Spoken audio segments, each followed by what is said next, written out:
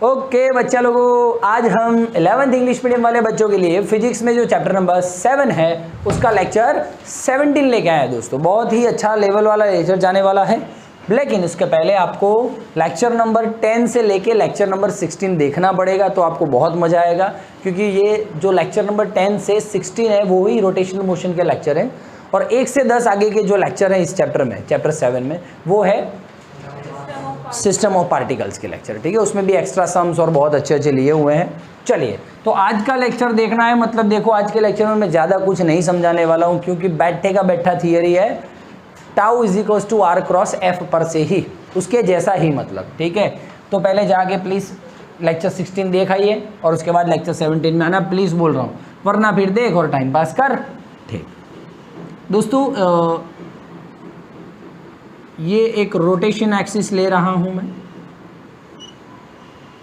ये Y axis, ये x axis है। ठीक है, चलो सर ठीक है। दोस्तों, हमने लास्ट थियरी में आपने देखा था कि यहाँ पे कोई पार्टिकल पी लिया था।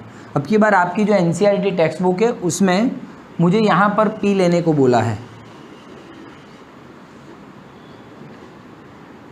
ये ओरिजिन ओ, तो ये क्या हो गया आर। ठीक है, ओके, ध्यान से सुनिएगा, मैं किस थियरी की बात करने जा रहा हूँ, आराम से समझते हैं।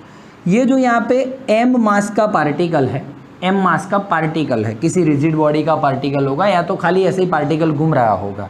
ठीक है, जैसे अर्थ सन के आजू बाजू में घूमती है वैसे बात कर लो तो भी चलेगा, है ना। ठीक है दोस्तों, ये इसको यहाँ पे मैं वेलोसिटी दे रहा हूँ v, बराबर है। तो m मास का पार्टिकल v वेलोसिटी से घूम रहा, मतलब इसके पास लीनियर मोमेंटम आ गया, p is equal to M we.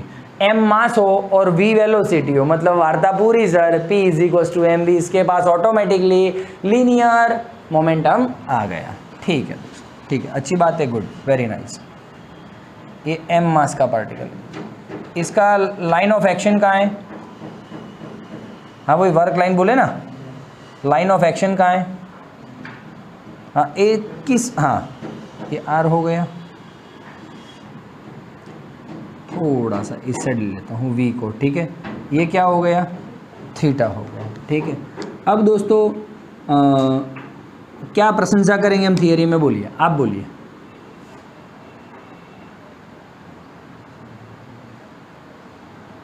As shown in figure, क्या लिखेंगे? मास ऑफ पार्टिकल। अब की बार ऑलरेडी लीनियर मोमेंटम का p आने वाला है, और इस पार्टिकल को भी p बोल दूंगा तो आप कंफ्यूज हो जाओगे, तो इस पार्टिकल का नाम रख देता हूँ q। समझ में आ रहा है कि नहीं आ रहा है? पार्टिकल का नाम p दिया तो आप लोचे में आ जाओगे, क्योंकि उसके साथ कौन जुड़ा हुआ है? लीनियर मोमेंटम ऑलरेडी p जुड़ा हुआ है। ठीक है, mass of particle q is equals to m। फिर क्या होता है दोस्तों? Linear velocity of particle q is v, है कि नहीं? तो दोस्तों फिर उसके साथ जुड़ा हुआ लीनियर मोमेंटम कितना?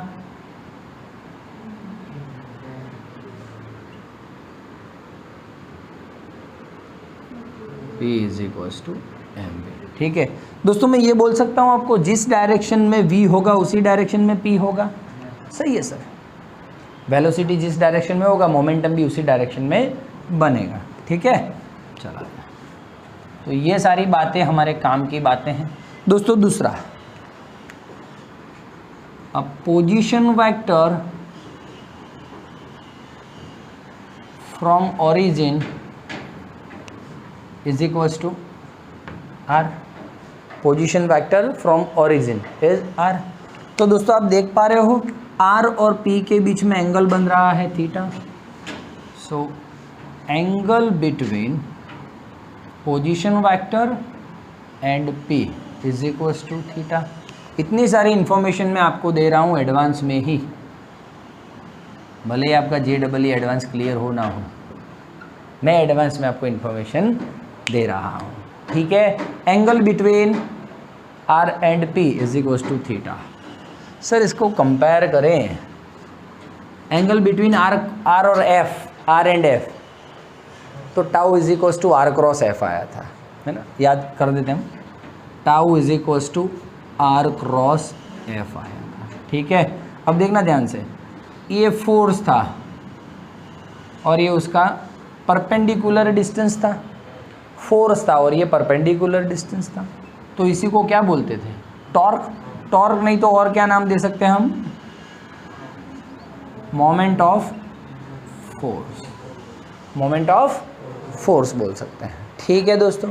तो यहाँ पे आर एंड पी के बीच में थीटा बन रहा है, तो दोस्तों लीनियर में जैसे फोर्स होता है, रोटेशन में वैसे टॉर्क होता है, ठीक है। फोर्स लीनियर मोशन करवाता है और टॉर्क रोटेशनल मोशन करवाता है। टॉर्क समझाया था मैंने आपको लास्ट वीडियो में, ओके दोस्तों। तो दोस्तों यहाँ पे आर क्रॉस पी करेंगे हम तो हमें मिलेगा angular momentum L, angular momentum L. तो दोस्तों finally L is equals to R cross P हो गया, ठीक है सर। दोस्तों यहाँ पे एफ था और परपेंडिकुलर डिस्टेंस था, मतलब एफ क्रॉस आर था, मतलब आर क्रॉस एफ था, तो हम इसको क्या बोलते थे, मोमेंट ऑफ फोर्स। तो दोस्तों इसको क्या बोलेंगे, अरे सॉरी, इसको एंगुलर तो बोलेंगे ही, एंगुलर मोमेंटम तो बोलेंगे ही बोलेंगे, उसके साथ ऐसा बोल सकता हूँ मैं moment of momentum, moment of momentum, momentum of force, तो इसको बोलेंगे मोमेंटम ऑफ लीनियर मोमेंटम, या तो momentum of momentum.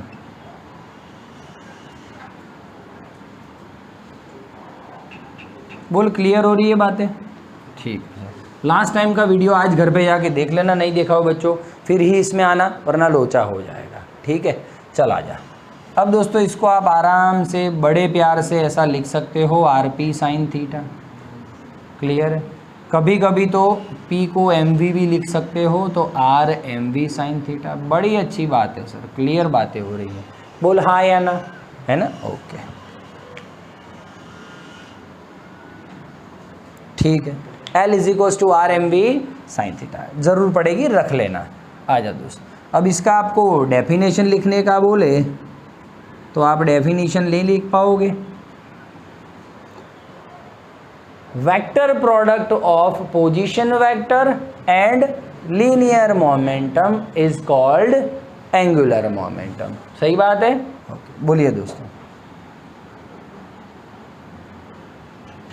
Vector product of, आप लिखना position vector and linear momentum. Please मैं आर एंड पी डायरेक्ट लिख रहा हूँ, आपको लिखना पड़ेगा।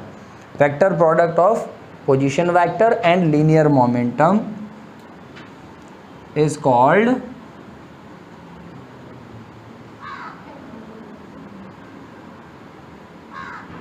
Angular momentum. बच्चों को दिख रहा है, ठीक है, ओके दोस्तों, ये हो गया, ठीक है। चलिए आ जाइए, L is equals to R P sine theta. Last lecture की ही बात है, मैं आर के साथ साइन थीटा जाने दूं या तो पी के साथ साइन थीटा जाने दूं, बातें एक ही है। याद आया कुछ, सेम बोलो, टॉर्क जैसा ही चला रहा हूँ कि नहीं चला रहा हूँ मैं, जिन बच्चों ने लेक्चर अटेंड किया था। पहले इसलिए बोल रहा हूँ, लेक्चर 16 देख लेना आप, ये सारा अपने आप से लिखोगे। और भाई मैं तो देख, हाँ मैं तो टेक्स्ट बुक वाला साहेब हूँ भाई,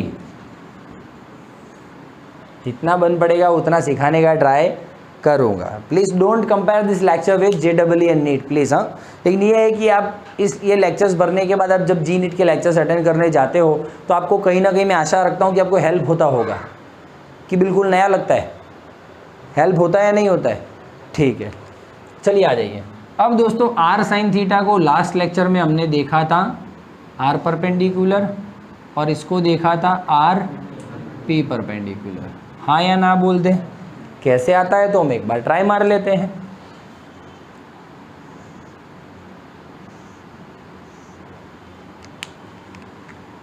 ये ओरिजिन,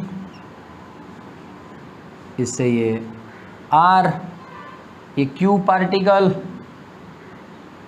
ये इसका v, इसका लाइन ऑफ एक्शन r, ये बन गया थीटा। दोस्तों r को मुझे थोड़ा तोड़ना है, r को मुझे आगा पाछा करना है, तो क्या करूँगा, ये लाइन ऑफ एक्शन इसका पीछे खींचूंगा और ये ज़ूम और थोड़ा, नहीं बन नहीं रहा है ना, जमना चाहिए भाई, जमना चाहिए। ये ज़ूम आ गया,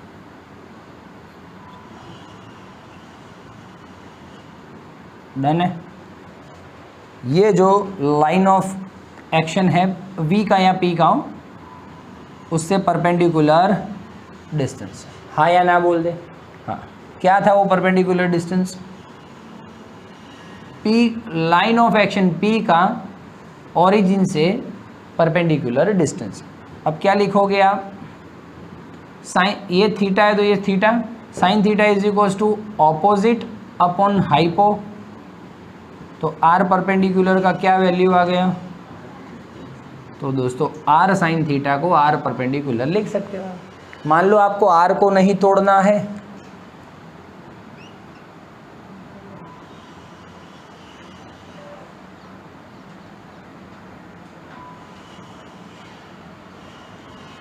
आपको r को नहीं तोड़ना है, p को तोड़ना है, तो p को आप तोड़ सकते हो। p के दो कंपोनेंट बन रहे हैं, ये p cos थीटा और ये p sin थीटा। आप देख पा रहे हो इस r से ये कैसे है, परपेंडिकुलर है, तो r से परपेंडिकुलर p, मतलब p perpendicular is equals to p sin theta. बोल हाँ या ना।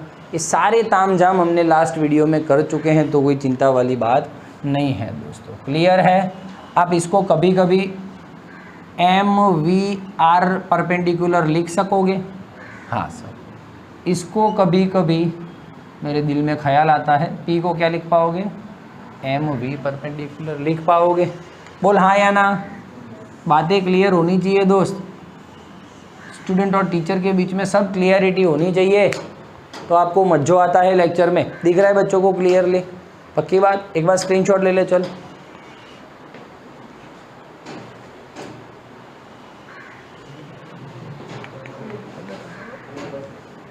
ओके दोस्तों, चलिए रफ़ कर दिया है, कुछ चीज़ें रफ़ हो गई हैं। अब दोस्तों इसके बाद का क्या पोर्शन था, इसके बाद का बहुत इजी पोर्शन है। आपको बोलेंगे डेफिनेशन लिखो, फिर बोलेंगे फॉर्मूले लिखो, फिर बोलेंगे यूनिट लिखो, फिर डायमेंशन फॉर्मूला लिखो, है ना, फिर बोलेंगे किस पे डिपेंड है वो लिखो,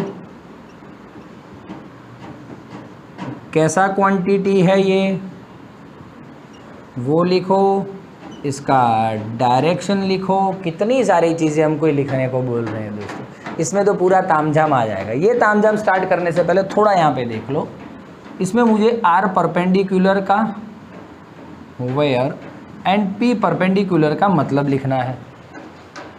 are perpendicular means what, R perpendicular means a perpendicular distance of what, line of action of linear moment। perpendicular distance किसका, लीनियर मोमेंटम के लाइन ऑफ एक्शन का, कहाँ से, विद रिस्पेक्ट टू ओरिजिन, या तो रेफरेंस पॉइंट है ना, या तो हाँ बस रेफरेंस पॉइंट या ओरिजिन। फिर P परपेंडिकुलर लिखना चाहूँ तो P साइन थीटा मतलब P परपेंडिकुलर। तो दोस्तों ऐसा बोल सकते हूँ कि भाई पोजीशन वेक्टर की परपेंडिकुलर डायरेक्शन में P का कोऑर्डिनेट चलेगा। भाई पोजीशन वेक्टर की परपेंडिकुलर डायरेक्शन में P का क्या, कोई कंपोनेंट, हाँ या ना। कंपोनेंट हो गया साइन कंपोनेंट तो चलेगा, ठीक है। तो ये दोनों आपको लिखना है, ठीक है। चलो अब इधर आ जा, डेफिनेशन मैं लिखूंगा नहीं, अभी बात हुई हमारी, क्या हुई, फॉर्मूला पर से डेफिनेशन आप बोल दो। क्रॉस प्रोडक्ट या तो vector product of the R and P, मतलब कि position vector and linear momentum is called angular momentum. ठीक है, यूनिट दोस्तों ये मास है, अरे ये आर है तो मीटर, ये पी है। एक्चुअली में हमने तो आपको बोला है कि पी को ऐसा भी लिखो आप एम वी, है ना। देखो एम तो कांस्टेंट है, बाहर आ जाएगा, तो आर क्रॉस आप ऐसा भी लिख सकते हो इस फॉर्मूला को। सब टाइप से मैं लिखवाने जा रहा हूँ जिससे आपको दिक्कत नहीं आए। आर क्रॉस एम वी, मास तो अलग है पूरा, मास तो मास ही है तो उसको बाहर, तो आप ये भी लिख पाओगे। अब देखो मास है तो किलोग्राम, आर है तो मीटर, वेलोसिटी है तो मीटर अपॉन सेकंड, मतलब kilogram metre square upon second. ठीक बा, ओके सर, क्लियर जा रहे हैं हम सर। डायमेंशन फॉर्मूला घर से लिखना तुम, डिपेंड्स ऑन, याद लास्ट टाइम बोला सिलेक्शन ऑफ रेफरेंस पॉइंट, है ना, selection of the rotation axis, वो भी बोल सकते हो आप, है ना। क्यों दोस्तों, रोटेशन एक्सिस या तो रेफरेंस पॉइंट से ही आर का डिस्टेंस हमें पता, मतलब पॉइंट का डिस्टेंस पता चलता है पार्टिकल का, है ना, तो रेफरेंस पॉइंट होना ज़रूरी है। कैसा क्वांटिटी है, डायरेक्शन कैसे, राइट हैंड स्क्रू रूल या राइट हैंड थंब रूल। कैसे दोस्तों, ये आर है और ये पी है, आर क्रॉस पी,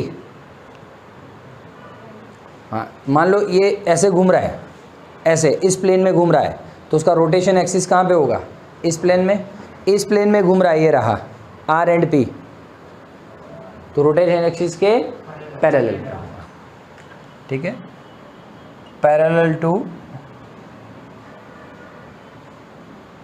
घर पे जाके फ़ोन नहीं करना सर, 11 टू रोटेशन एक्सिस, ये क्या है पैरेलल, हाँ इतनी मजूरी करूँ पैरेलल ना लिख दूँ, 4 फ़ोन अटेंड करने के। चल, पैरेलल टू रोटेशन एक्सिस, ठीक है, डन है, ओके दोस्तों। इसके और कुछ किस्से लिख देता हूँ। R0 हुआ जिस दिन, हालत ख़राब होनी है सर हमारी। R0, P0 या साइन थीटा 0, या तो थीटा 0 या 180, ये इतना हुआ तो एंगुलर मोमेंटम 0 होगा। फिक्स्ड है, क्लियर हो रही है बातें, ओके दोस्तों। बस फिर 1-2 है कुछ, अब आपके हिसाब से देख लेना, 1-2 पॉइंट्स हैं, बहुत हो गए, इतने पॉइंट्स लिखोगे एग्जाम में मतलब यार लाइफ झिंगा लाला है कि नहीं। ठीक है, चल अब देख दोस्तों, अब मेन बात आती है कार्टेशियन कोऑर्डिनेट्स की, तो बहुत ही अच्छी लेवल वाली बात है, हम करेंगे। चला जाए, एक अलग से एक्स्ट्रो थियरी है,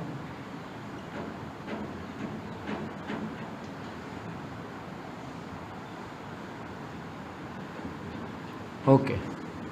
कार्टेशियन कोऑर्डिनेट्स में दोस्तों L is equals to R cross P, where R is what, X Y Z, P is what, ठीक है सर, ओके। तो finally L is equals to I caret J caret K caret, R का मतलब X Y Z, P X P Y P Z. Last time हमने बहुत अच्छी तरह से समझे थे टॉर्क में, इस सब को मैंने समझाया भी था कि एक बार देख लेते हैं शांति से, कोई उतावल नहीं है।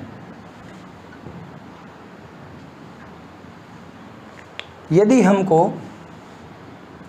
I क्रॉस J जाएंगे तो K मिलेगा, J क्रॉस K जाएंगे तो I मिलेगा, और K क्रॉस I जाएंगे तो J मिलेगा। कुछ भी सीक्वेंस उल्टा सीधा हुआ तो माइनस, ठीक है, ये क्लियर था बातें। अब देखो दोस्तों, I फाइंड करने जा रहा हूँ मैं, L का I कंपोनेंट फाइंड करने जा रहा हूँ मैं, तो क्या करेंगे हम, I को और इसको छुपा दो, तो किसके कंपोनेंट्स बच रहे हैं, J क्रॉस के। I के आगे कौन आ रहा है, J क्रॉस के ना, बराबर है सर, J क्रॉस के आएगा तो I मिल जाएगा। तो क्या करोगे क्रॉस में, Y P Z minus Z P Y. सही है सर, लगे रहो सर, हम तुम्हारे साथ हैं। अब दोस्तों मैं जे कोऑर्डिनेट फाइंड करने जा रहा हूँ, एल का जे में कंपोनेंट फाइंड करने जा रहा हूँ, तो ऐसे करूँगा, लेकिन आप देख पा रहे हो आपको आई क्रॉस के मिल रहा है। अब ऐसे यहाँ पे क्या था, देख आई के रिगार्डिंग में क्या था, ये जे क्रॉस के, लाइन टू लाइन आ रहा है ना, जे के आ रहा है, तो जे के मिलता था तो आई बराबर था, लेकिन अब जे फाइंड करने जा रहा हूँ तो आई क्रॉस के मिल रहा है। सर आई क्रॉस के जे नहीं होता है, के क्रॉस आई जे होता है, तो मुझे तो आई क्रॉस के ही दिया है बुक वाले ने, तो मैं क्या कर दूंगा, माइनस जे। समझ में आ रहा है, इसलिए बीच में माइनस आता है। क्लियर है? अब बोलिए इसको x P Z minus Z P x plus के कैरेट। अब के के मामले में देखिए दोस्तों, बराबर है सर, आई जे है ना, आई जे को के बोलते हैं। चलो X P Y minus Y P. आपको थोड़ी भी दिक्कत नहीं हो उसके लिए मैं आपको सहूलियत कर देता हूँ। ये माइनस को यदि मुझे प्लस करना है तो थोड़ा सा चेंज कर दूंगा। मैं 11 साइंस में लेक्चर ले रहा हूँ, उस हिसाब से ही हम बात करेंगे ना। मैं 9th 10th में लेक्चर ले रहा हूँ, ऐसे बात नहीं करूँगा मैं। व्हाट इज़ इट दोस्तों, हम एल की ही तो बात कर रहे हैं, तो एल का एक्स डायरेक्शन में कंपोनेंट, एक्स का वाई में कंपोनेंट, और सॉरी एल का एक्स में, एल का वाई में, और एल का जेड में। ठीक है, पक्की बात। तो वेयर जो एल एक्स मिला, नाम लिख सकते हो, आपको थियरी लंबी करनी हो तो ये L X is equals to this, L Y is equals to this, L Z is equals to this. Where, और नहीं करना है तो भी कुछ नहीं, आपकी बुक में नहीं दिया है। L X, L Y, L Z are component of angular momentum in x, y and z direction respectively। ठीक है, बोल हाँ या ना, क्लियर हो रही है बातें। तो दोस्तों इसका एक क्वेश्चन करना है आपको, तो 4 5 6 और P है 3 2 1। ठीक है, बोलते हैं L फाइंड करो, तो सिंपलेस्ट मेथड अपने लाइफ में आ गया है। 4 5 6 3 2 1, जैसे कि फ़ोन नंबर दे रहे हो किसी को, है ना, 4 5 6 3 2 1। आई कैरेट को निकालिए, तो 5 - 12, एम आई राइट और लेफ्ट? स्पीड में नहीं जा रहे हम, आराम से जा रहे हैं ना। 5 - 12 माइनस जे, 4 1 जा 4 18 प्लस के कैरेट। हम बाहर नहीं जा रहे फ्रेम से, दिख रहा है बच्चों को इसमें? तुझ में रब दिखता है यारा? अरे सॉरी, बोर्ड पे लिखा हुआ दिखता है यारा? ओके। के 8 - 15, ये -7 आई कैरेट, ये 4 - 18 मतलब -14 -14, और ये माइनस जे प्लस 14, 8 माइनस मतलब -7 के दोस्तों। तो फाइनली एल क्या हो गया आपका, आप ऐसा भी लिख सकते हो। ठीक है, जो यूनिट है वो लिख देना। और फिर दोस्तों आपको एल का वैल्यू फाइंड करना है, तो -7 का स्क्वायर, 14 का स्क्वायर, -7 का स्क्वायर। आउट चले गए हम, इसलिए बोला था मैंने, बोर्ड पे लिखा हुआ दिखता है, यहाँ पे दिख रहा है बच्चों को। वैल्यू फाइंड करेंगे, जुम जुम जुम, -7 का स्क्वायर, 14 का स्क्वायर प्लस -7 का स्क्वायर। जो आंसर है वो आप लिख देना यूनिट के साथ। ठीक है, बोल कैसन बा। ये है दोस्तों आपका लीनियर मोमेंटम के साथ साथ angular momentum. So what is the relation between angular momentum and linear momentum? L vector is equals to R cross P। Done है, बोली। सेम सिचुएशन मैंने रखा था, tau is equals to R cross F जैसा। यदि आपने last theory मेरा देखा होगा तो आपको आज का थियरी एकदम क्लियर हुआ होगा, टेंशन नहीं है। बोल डन है, एक बार स्क्रीनशॉट ले लो। चलो ओके दोस्तों, मैं एक बात बोलना चाह रहा हूँ कि ज़रूरी नहीं है कि ये जो एंगुलर मोमेंटम फाइंड किया है, जो पार्टिकल मैंने सपोज किया था, कंसीडर किया था, वो हर बार रिजिड बॉडी का कोई पार्टिकल हो। रिजिड बॉडी हर बार जरूरी नहीं है। जैसे कि मैं एग्जांपल लूँ, सन के आजू बाजू में अर्थ घूमता, नॉट माई सन, ये अर्थ है ना, अर्थ पे आपने लोगों ने अनर्थ कर दिया है। ये अर्थ का आर, इसका कुछ लीनियर वेलोसिटी वी, हाँ या ना बोल।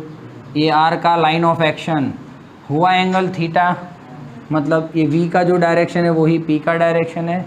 मतलब अर्थ जो घूम रहा है, या तो अर्थ जो है उसका एंगुलर मोमेंटम होगा sir.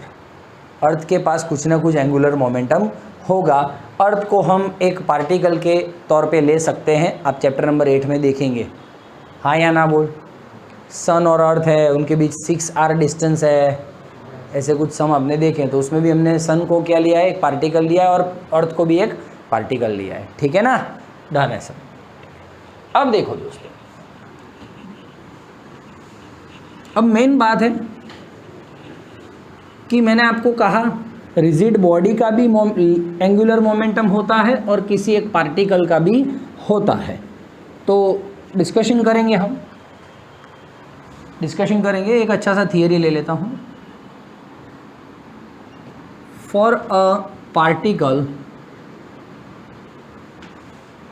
Derive relation between angular momentum and torque, tau and L। किसी एक पार्टिकल का एंगुलर मोमेंटम,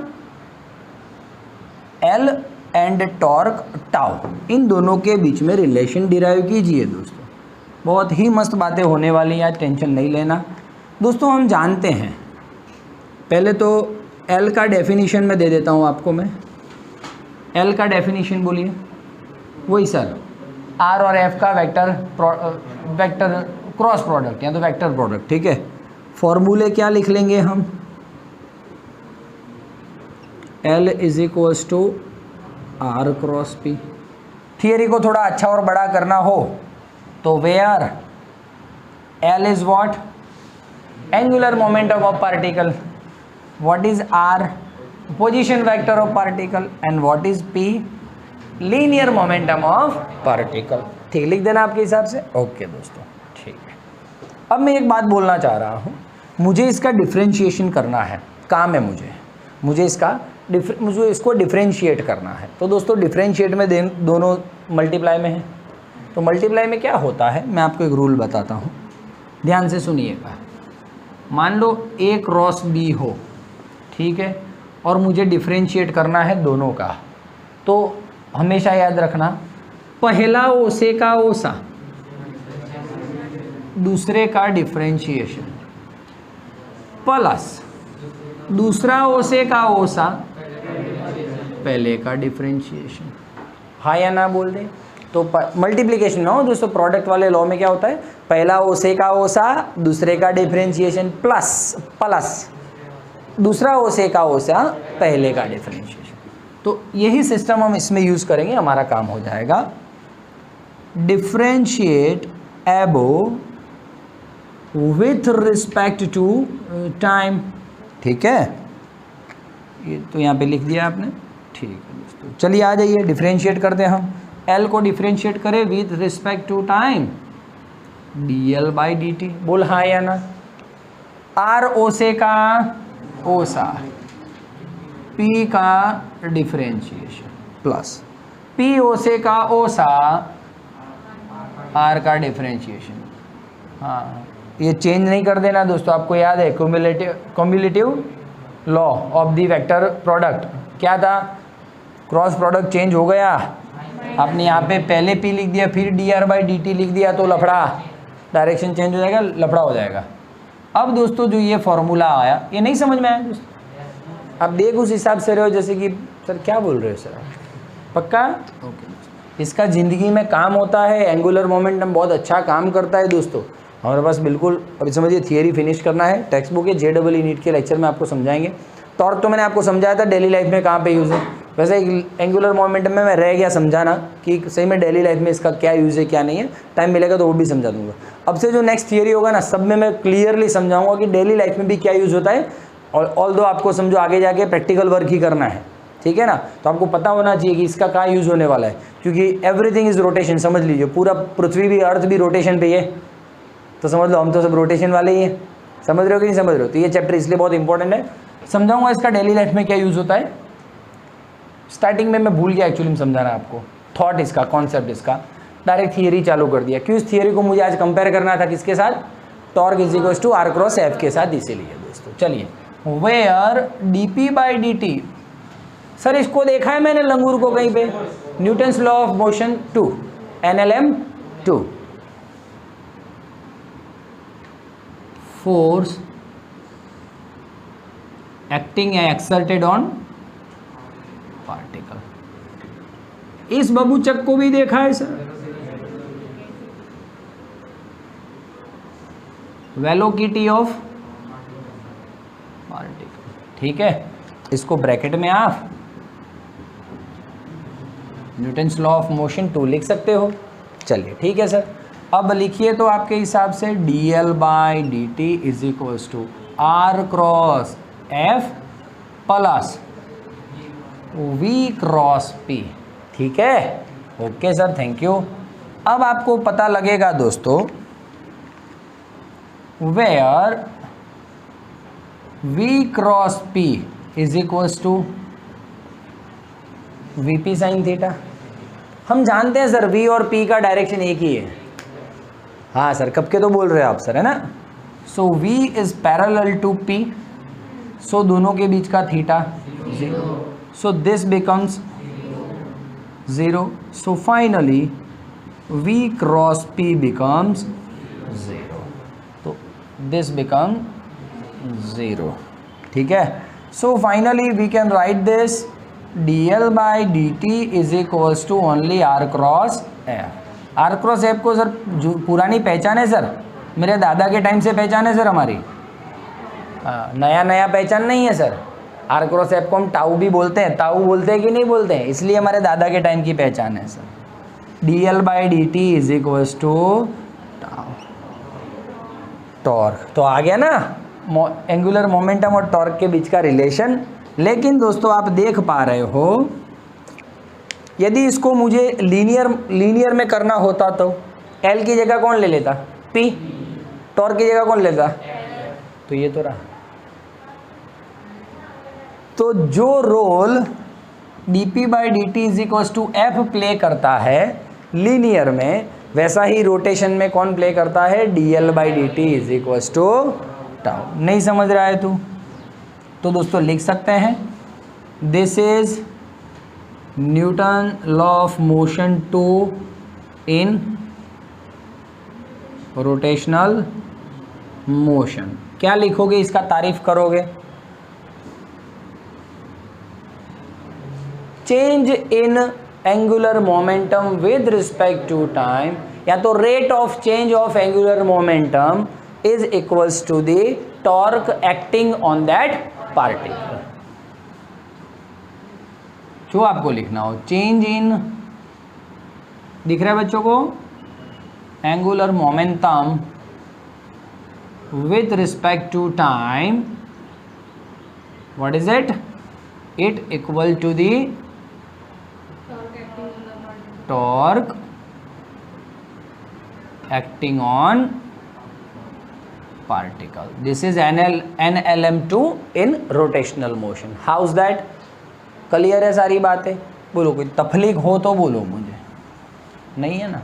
सो ये है दोस्तों सारा आज का मांजरा।